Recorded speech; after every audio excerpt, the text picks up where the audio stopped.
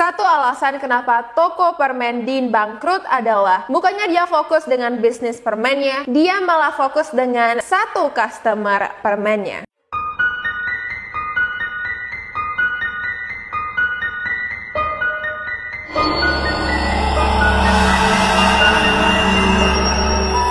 Hi guys, welcome to another episode of YouTube and Chills. Nama aku Yufi dan hari ini aku mau ngebahas tentang pembunuh Candyman. Dia adalah seorang penjual permen, makanya dia dinamain The Candyman Killer. Dan ini adalah serial killer yang sangat populer di Amerika karena dia membunuh sebanyak 28 anak remaja laki-laki dalam kisaran 3 tahun. Iya guys, dia bunuh banyak sekali orang dalam waktu yang sangat singkat.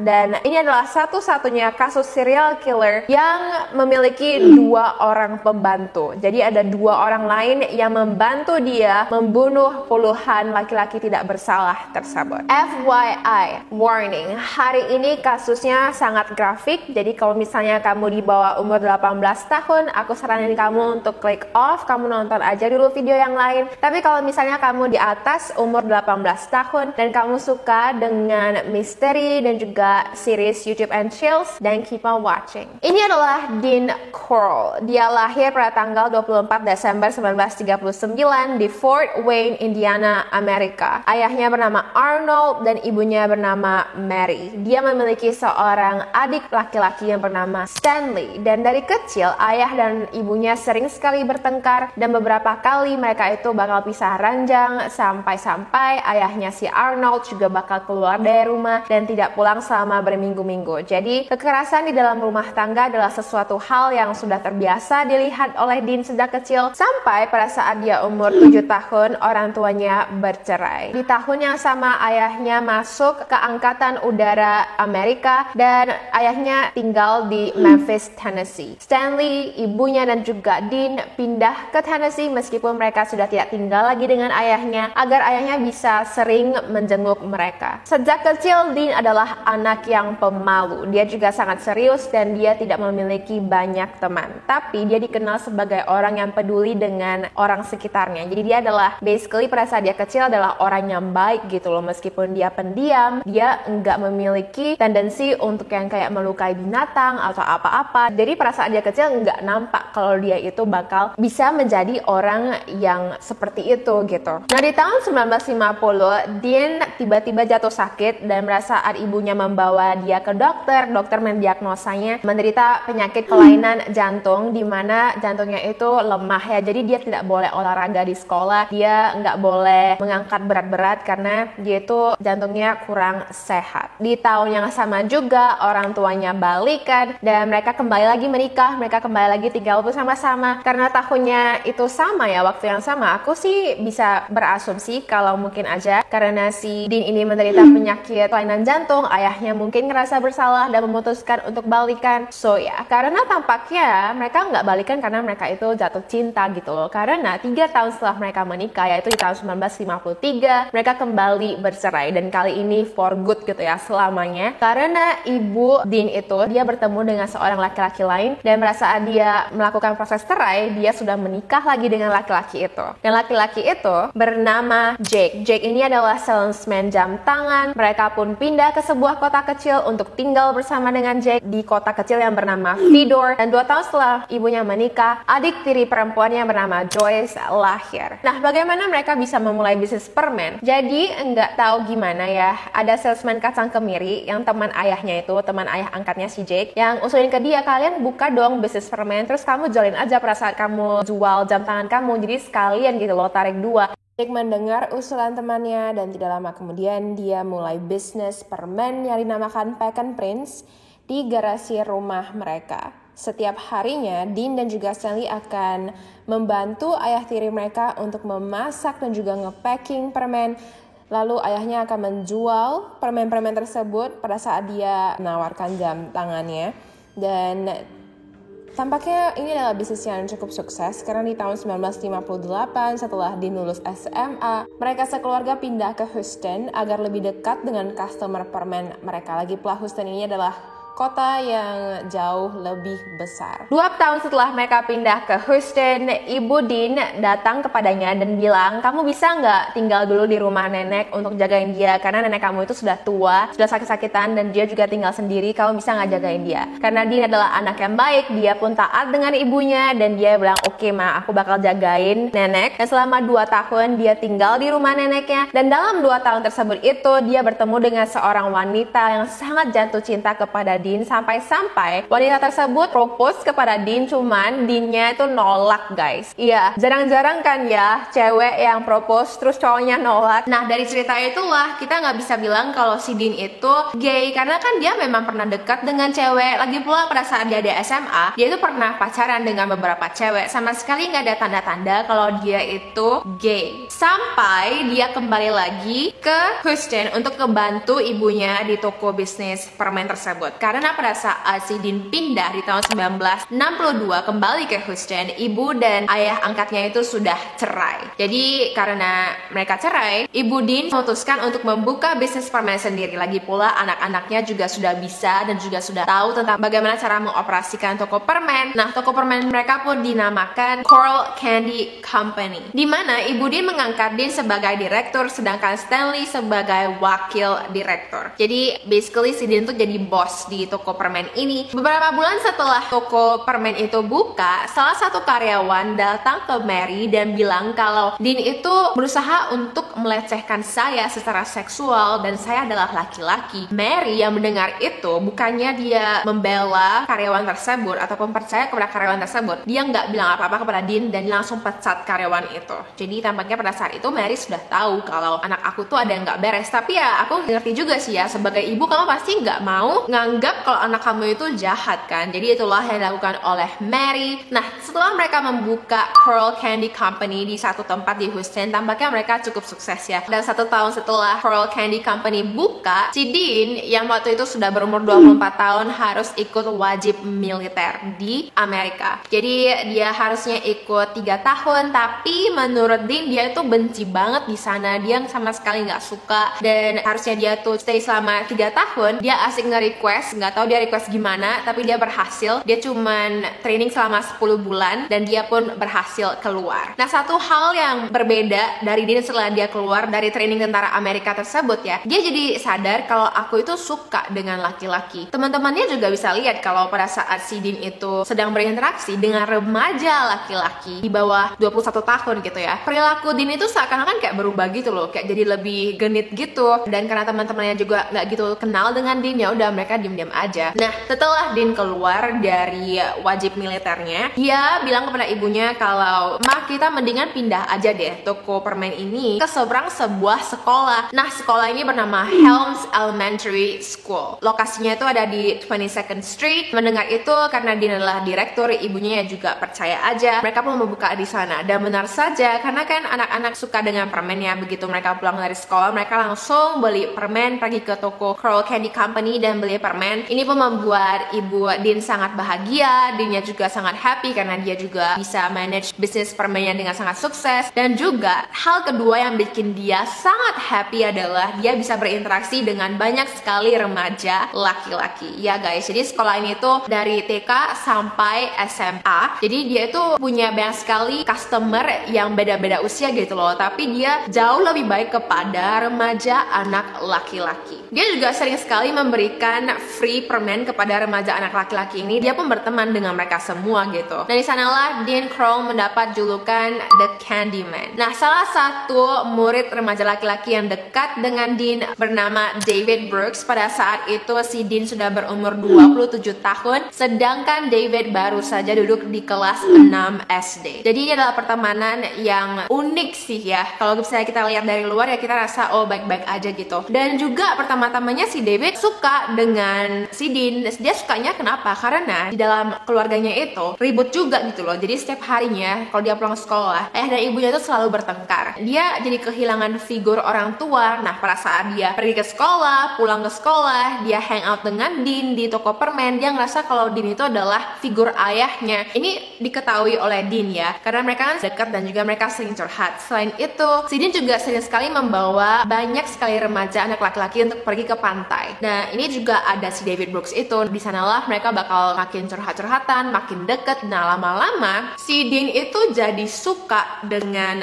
David. Dan tepatnya di tahun 1969, si Dean mulai mendekati si David. Cara mendekatinya itu lebih ke yang kayak hubungan dewasa gitu. Jadi si Dean ini menawarkan uang dengan ganti si David harus melakukan hubungan dewasa dengan Dean. Nah, karena David juga datang dari keluarga yang tidak mampu, ya dia setuju-setuju aja. Lagi pula kan dia respect Dean gitu loh ya, dia percaya dengan Dean. So, ya seperti itulah. Selain uang, si Dean juga akan sering memberikan hadiah mewah untuk si David. Ini pun membuat David bahagia-bahagia aja. Beberapa bulan setelah hubungan ini berlangsung, orang tua David cerai. Dimana akhirnya ayahnya tetap tinggal di Houston, sedangkan ibunya udah tinggal di luar kota. Jadi apa yang lakukan adalah si David bakal pergi jenguk ibunya setengah dari waktunya, setengahnya lagi bakal pergi ke Houston untuk menjenguk ayahnya. Dan sering sekali setelah dia menjenguk ayahnya, dia bakal tinggal di rumah Dean, karena kan Dean itu kan seakan-akan kayak ayahnya gitu ya, dan si Dean juga kasih dia uang. Jadi dia udah anggap kalau rumah Dean itu adalah second home-nya. 1 tahun kemudian, tepatnya 1970, Business Candy Crawl Company bangkrut, dimana akhirnya ibu Dean, yaitu si Mary, dan juga adik tirinya si Joyce pindah ke kota kecil. Dan mereka pun nggak putus hubungan sih, mereka masih komunikasi gitu loh melalui surat, melalui telepon. Tapi itulah terakhir kalinya si Dean melihat keluarganya. Si Dean stay di Houston dan dia pun bekerja sebagai montir listrik sampai dia meninggal. Jadi di tahun 1970 itu juga pada saat dia bangkrut, dia cari kerja baru, dia kadang-kadang dijenguk sama David ya, berhubungan dengan David. Nggak tahu apa yang berubah, tapi dia memiliki fantasi untuk melakukan hubungan dengan remaja laki-laki. Dan setelah memiliki fantasi untuk melakukan hubungan dewasa, dia ingin membunuh mereka gitu. Ini inilah saat fantasi si Dean dimulai. Dan dari kurun waktu 1970 Desember sampai 1973, 28 laki-laki dibunuh oleh Dean. Ini hanya jumlah yang tercatat oleh polisi ya, karena ada banyak sekali laki-laki yang umurnya tuh kayak mirip dengan tipe-tipe korban Dean yang juga hilang pada masa itu. Si Dean juga mengumpan remaja laki-laki lain dengan cara yang cukup istimewa. Jadi caranya itu seperti ini. Dia bakal ngendarain mobil di daerah Houston Heights, di mana suatu hari di tahun 1970 itu dia bertemu dengan seorang anak yang masih kuliah gitu ya, dan anak ini tuh baru sampai di daerah Houston Heights. Dia hendak naik bus untuk pergi ke rumah orang tuanya. Jadi dia itu ada sekolah di University of Texas, dan dia itu hendak pulang untuk ngelihat orang tuanya. Nah,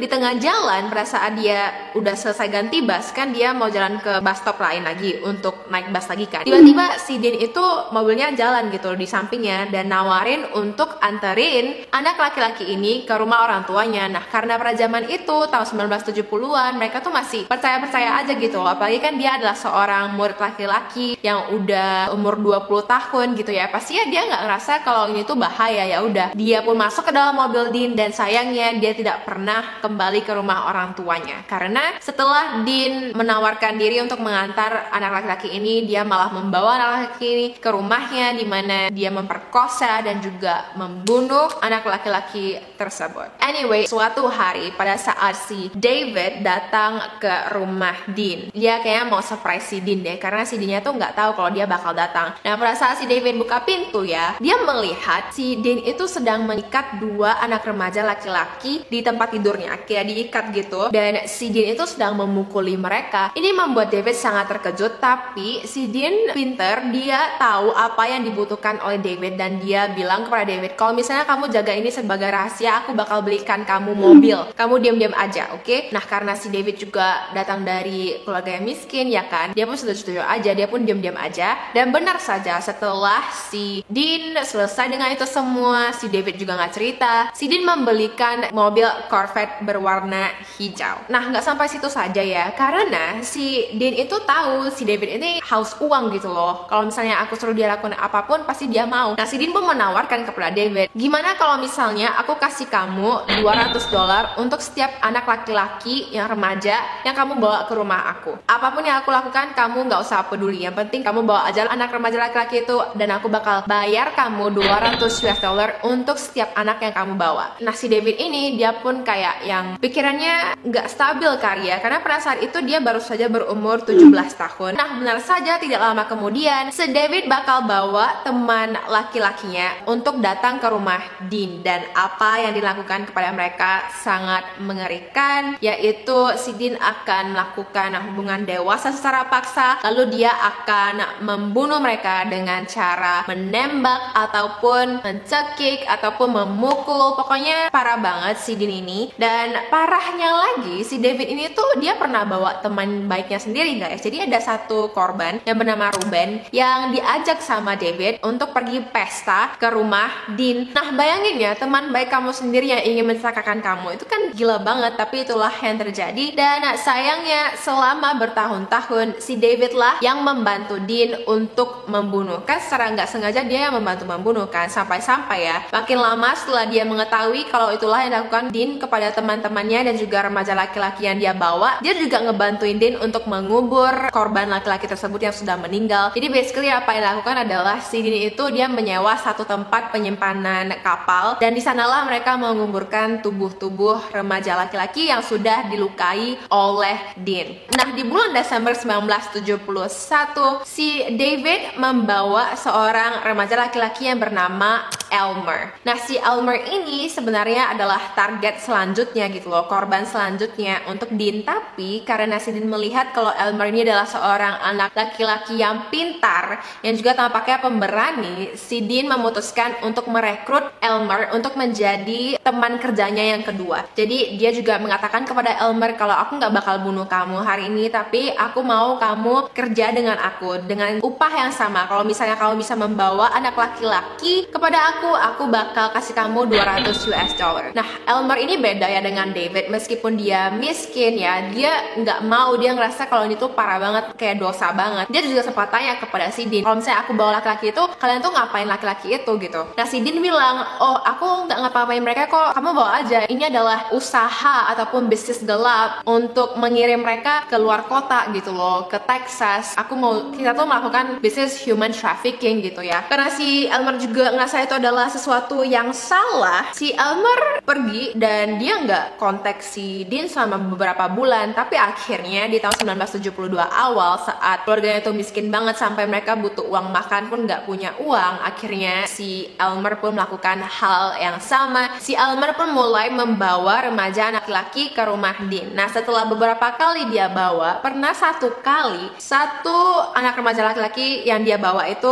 sampai di rumahnya. Dan pada saat si Elmer stay lebih lama di rumah Dean, dia melihat kalau Dean itu melakukan hubungan dewasa secara paksa dengan teman laki-laki yang dia bawa itu. Dan pada saat itu si Elmer yang terkejut, dia pun memohon kepada Dean dan juga David, karena David juga ada di sana. Dia mohon tolong jangan sakitin anak remaja laki-laki ini, karena aku nggak tahu, aku pikir kalian tuh cuman kayak jual anak ini untuk kerja kayak atau untuk apa gitu ke Texas, bukannya melakukan hal ini gitu. Dan si Dean pun langsung bilang kepada Elmer kalau diam aja kamu itu udah termasuk pembunuh juga gitu loh, karena so far laki-laki yang kamu bawa itu juga aku lakuin hal yang sama kepada mereka. Jadi kalau misalnya kamu nggak diam sekarang dan bantu aku untuk menguburkan korban laki-laki ini, kamu juga akan dipenjara. Nah, ini pun membuat Elmer jadi takut dan dia pun diam-diam aja. Dia pun mulai ikut untuk beneran tahu sebenarnya apa yang terjadi, tapi dia nggak stop gitu. So that's what happens. Nah, mungkin kalian bertanya, kenapa keluarga dari anak remaja laki-laki yang hilang tersebut tidak mencari mereka? Apakah polisi tidak mencari siapa pelaku penculikan remaja laki-laki yang sudah hilang ini? Penjelasannya adalah seperti ini. Jadi di Houston itu ada sebuah daerah yang bernama Houston Heights. Ini adalah sebuah daerah orang miskin, di mana banyak sekali anak laki-laki yang dilaporkan hilang. Itu polisi langsung bilang kalau oh ini tuh mereka melarikan diri dari rumah. Mereka itu pergi ke kota lain untuk cari kerja. Mereka melarikan diri dari rumah karena rumah mereka itu nggak stabil gitu. Dan ini adalah keluarga-keluarga miskin. Jadi si polisi juga nggak gitu peduli gitu loh. Jadi itulah yang dilakukan oleh David dan Elmer. Karena mereka sendiri juga berasal dari Houston Heights, mereka sengaja mencari anak remaja laki-laki dari daerah tersebut. Karena dari itulah, kalau bukan Elmer yang melaporkan kepada polisi tentang kejahatan dan juga perbuatan Dean, mungkin sampai hari ini Dean masih hidup dan dia masih terus membunuh anak remaja laki-laki beserta juga dengan David. Jadi apa yang terjadi adalah di bulan Agustus 1973, tepatnya di tanggal 7 Agustus, pada saat itu Elmer baru berusia 17 tahun dan dia hendak mengajak temannya yang bernama Timothy untuk pesta di rumah Dean. Ini adalah korban selanjutnya, dan pada saat itu si Timothy ya setuju aja dong kan, free minuman, free makanan, why not. Nah, apa yang dilakukan adalah si Timothy itu kan nyetir dan si Timothy menjemput Elmer sore itu. Mereka pun sama-sama ke rumah Dean, dimana beneran saja Dean ada di sana. Dean membuka botol dan mereka pun pesta minum-minum. Nah, di tengah malam tiba-tiba si Timothy dan juga si Elmer lapar. Jadi mereka memutuskan untuk pergi ke supermarket untuk beli sandwich, abis itu balik lagi ke rumah Dean. Nah, pada saat itulah si Dean rencana untuk melakukan kejahatannya terhadap Timothy dibantu oleh Elmer. Pada saat itu David tidak ada di sana. Oke, nah setelah mereka membeli sandwich dan hendak pergi ke rumah Dean, si Elmer melihat teman perempuannya yang duduk dekat supermarket. Nah, karena si Elmer suka dengan Rhonda, dia tanya kepada Rhonda, "Kamu kenapa malam-malam kok duduk sendiri di sini?" Nah, si Rhonda pun cerita gitu loh. Dia bilang kalau aku baru dipukulin sama ayah aku, makanya aku stay di sini aja. Aku nggak berani pulang malam ini karena kalau aku pulang pasti aku dipukulin lagi. Mendengar itu, si Elmer yang kasihan kepada Rhonda ngajak Rhonda untuk pergi ke rumah Dean juga. Dia bilang kayak, "Ya udah, kamu ikut kita aja yuk ke rumah Dean, kita pesta-pesta di sana. Kamu stay aja dulu di sana semalaman, baru kamu besoknya pulang." Nah, karena si Rhonda juga lagi sedih gitu ya, dia juga percaya dengan Elmer, dia setuju. Mereka sama-sama pergi ke rumah Dean. Pada saat itu sudah jam 3 pagi. Nah, pada saat mereka masuk ke dalam rumah Dean, si Dean terkejut, kok ada cewek di sini, kok ada Rhonda gitu kan. Si Dean pun langsung teriak-teriak ke Elmer bilang, "Kenapa kamu bawa cewek? Kamu menghancurkan plan kita," gitu. Nah, si Rhonda yang nggak kenal sama Dean, dia langsung minta maaf kepada Dean. Dia bilang kalau aku baru dipukulin sama ayah aku, makanya aku nggak berani pulang ke rumah. Aku nggak punya tempat tinggal malam ini. Nah, si Dean yang mendengar itu,